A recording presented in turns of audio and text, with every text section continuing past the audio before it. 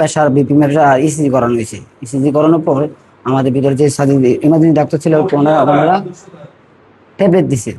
আমাদের ট্যাবলেট মানে হার্টের কার্ডিওলজি যারা হার্ট অ্যাটাক মাইন্ডে যায় তাদেরকে নয় ট্যাবলেট দেওয়া হয়, নয় ট্যাবলেট দিছে।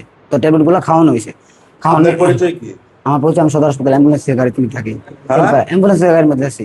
অ্যাম্বুলেন্সের গাড়ির মধ্যে আছে একটা মুমূর্ষু রোগী, তারা ঢাকা রেফার করছে, এ সম্বন্ধে আমাদের অভিজ্ঞতাটা কি? অভিজ্ঞতা কি, আমরা আঙ্কেল আজকে অনেক দিন যাবত হসপিটাল জগৎ আছে আঙ্কেল। একটা কার্ডিওলজি পেশেন্ট যদি মনে করেন যে ঢাকা যেতে 45 থেকে 60 মিনিট সময় লাগে, আর এখানে আমাদের কার্ডিওলজি মেহেদী স্যার সবচেয়ে বড় ডাক্তার আমার সদর হাসপাতালে। তো এখানে সর্বোচ্চ 3 থেকে 4 মিনিট সময় লাগতো।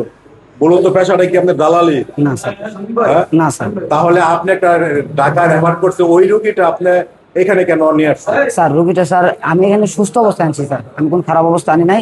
রুগীরে স্যার ডাক্তার পাইছেও ভালো, ডাক্তার পাইছেও ভালো, যার কারণে স্যার এখান থেকে রুগী হাইটে উপর হচ্ছে। যদি রুগী এত খারাপ হতো তাহলে রুগী হাইটে উঠতো না।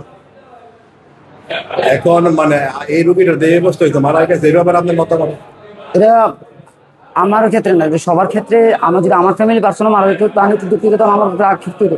কিন্তু আমি যেটা করছি, যদি ওরা বলে যে অপরাধী, আমি সর্বোচ্চ ভালোটা দিকে করে দিচ্ছি ওনারে। তার নাম কি? মেহেদী হাসান, বাড়ি কি হবে? দত্তপাড়া। দত্তপাড়া। জি। মূলত আপনার পেশা কি? অ্যাম্বুলেন্সে গাড়ি। ইমার্জেন্সি কি সরকারি গাড়িতে? না না না, জি না। প্রাইভেট গাড়িতে? জি। হ্যাঁ। জি। এবং বিভিন্ন রোগীর হাসপাতাল থেকে বিভিন্ন মেডিকেলে না, আমাদের স্যার স্যার যেখানে করে আমরা ওইখানে রুগী নিয়ে যাই। আপনি এইখানে তো নিয়ে আসছেন? এখানে নিয়ে আসে কারণ ওরাই আমাদেরকে বলছে যে তো আমার বাইরে ইমার্জেন্সি কার্ডিওলজি কথা, আমরা সদর কার্ডিওলজি কে, আমরা তখন স্যারের কাজ সাজেস্ট করছি স্যার। এখানে তুমি রোগীটা আনছেন, আমাদের পার্সেন্টেজ কত টাকা নেবে? আর 1 টাকাও না দাদা। আর আপনি কাছে জিজ্ঞাসা করেন কেস ম্যানেজারকে যে আমাদেরকে টাকা দেওয়া হয়েছে কিনা আনার পর রুগী।